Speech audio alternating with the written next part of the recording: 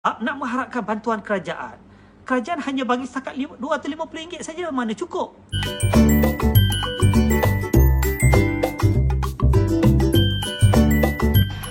Hai, what's up guys? Selamat datang ke Kisah Semasa TV. Terima kasih kepada yang sudah subscribe channel ini. Kepada yang belum, bolehlah subscribe untuk mengetahui kisah semasa. Nak ulang beberapa kali kerana banyak komen-komen terutamanya daripada JKOM, daripada pihak yang tidak berpuas hati. Dia kata ini seolah-olah pemuda sengaja nak menghasut rakyat. Sebenarnya pemuda tidak hasut rakyat, sebenarnya rakyat yang menghasut pemuda. Apa maksud rakyat yang menghasut pemuda? Rakyat yang membawakan pelbagai keluhan, harapan, cadangan dan pandangan yang kita hampir setiap hari terima daripada rakyat. Dan daripada keluhan dan harapan rakyat inilah kita di peringkat pergerakan pemuda, kita wujudkan satu task force, bincang dan kita rumuskan dalam 10 perkara utama yang dituntut oleh rakyat. Apa dia yang dituntut oleh rakyat? Pertama, tanpa ikut urutan lah, maknanya ini apa yang dah terhafal dalam pemikiran. Kita minta supaya kerajaan menambah baik pakej bantuan rakyat yang diumumkan oleh Perdana Menteri pada 28 Jun. 28 Jun iaitu bersamaan 28 hari setelah total lockdown diisytiharkan.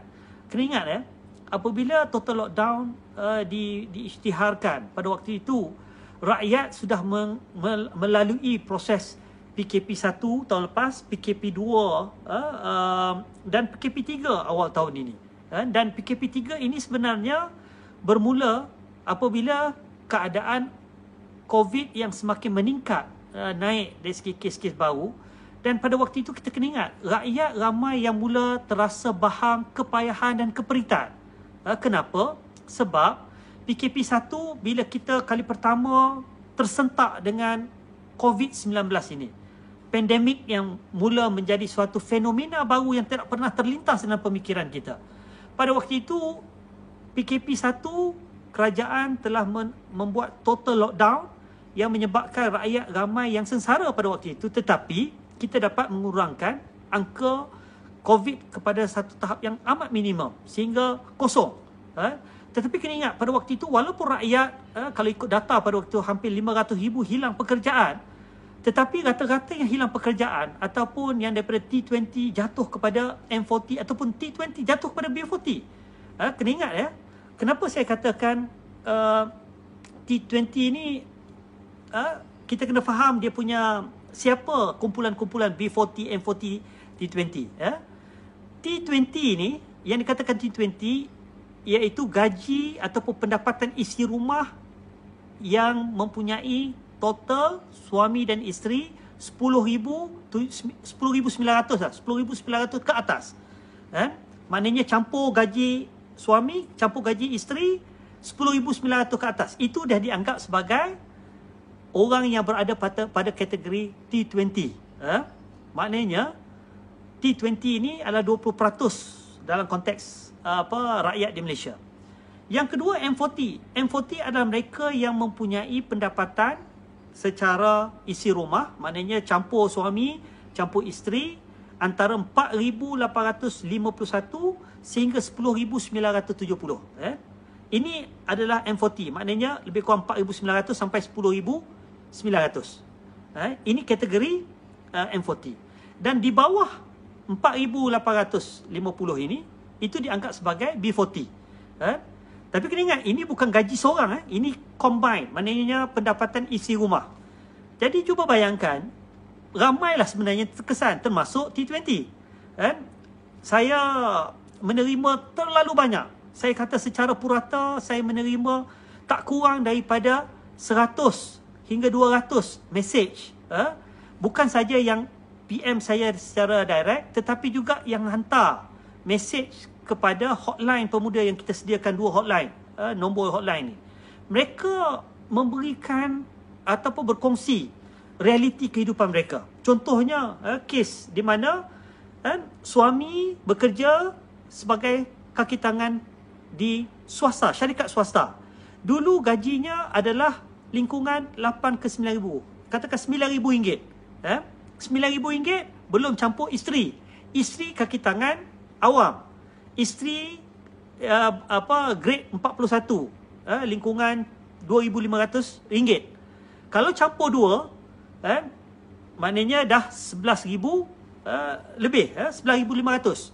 11,500 ini dianggap sebagai kategori T20 dah.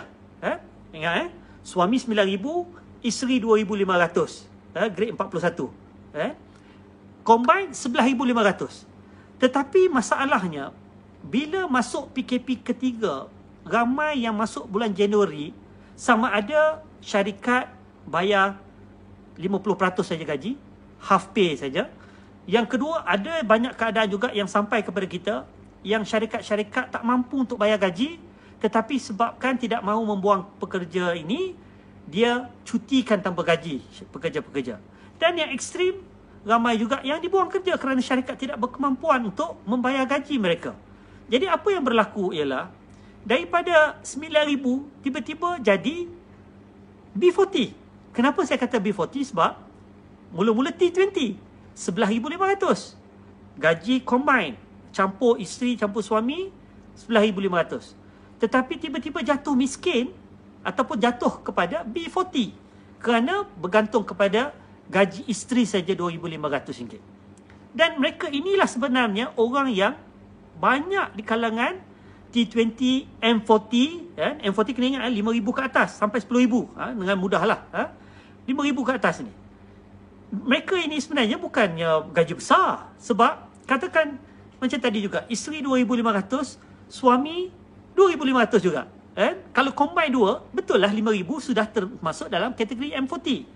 Tapi bagi mereka ini, dahlah kerajaan sebelum ini tak ada bantuan kepada M40.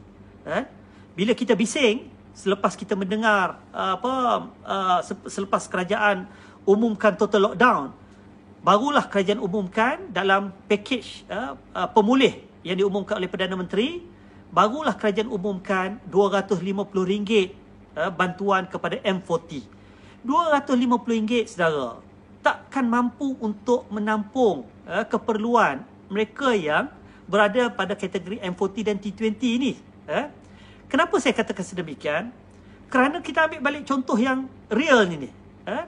Yang mana peringkat awal mereka pendapatan isi rumah 11,500. Kategori T20 memang tak dapatlah bantuan apa-apa.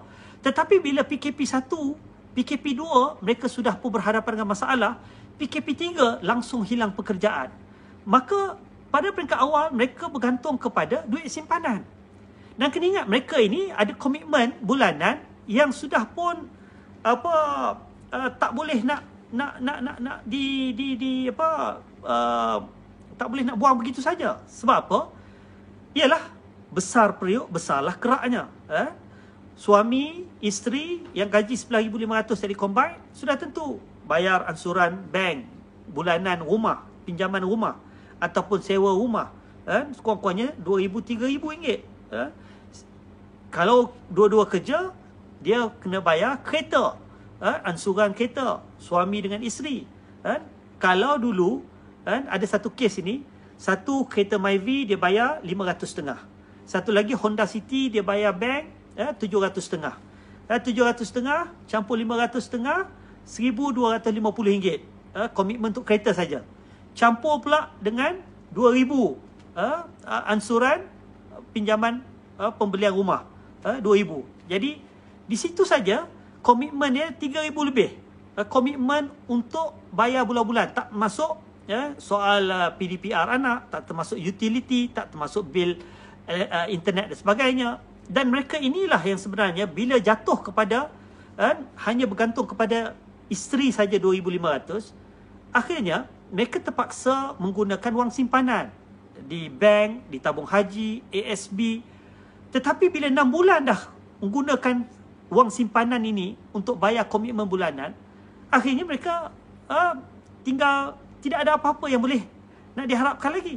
Itu sebab mereka mengharapkan, itu tuntutan kita yang kedua, kita minta supaya citra yang diumumkan oleh Perdana Menteri dalam pakej bantuan pemulih kepada rakyat, supaya jangan hanya dibenarkan pengeluaran setakat RM5,000 ataupun dipecah-pecahkan RM1,000 untuk bulan Ogos, RM1,000 bulan September, RM1,000 Oktober, November dan sebagainya, 5 bulan. Sedangkan mereka perlukan wang caruman, wang simpanan. Betul lah wang simpanan hari tua, tetapi mereka memerlukan wang itu sekarang. Sebab itulah mereka mahu keluar, mereka minta supaya sekurang-kurangnya RM10,000 atau lebih, berkadaran kepada berapa jumlah yang ada. Kebanyakan M40 dan T20, kalau mereka sudah bekerja lebih daripada 10 tahun, dalam akaun 1, kalau combine akaun 2, purata mereka ada 200-300 ribu dalam tangan tu memang ada. Sebab itulah mereka mengharapkan supaya dapat dikeluarkan. Sebab nak mengharapkan bantuan kerajaan, kerajaan hanya bagi setakat RM250 saja, mana cukup. Jadi inilah antara perkara yang dibangkitkan oleh rakyat. Sekiranya anda ada sebarang pendapat, boleh tinggalkan di ruangan komen guys.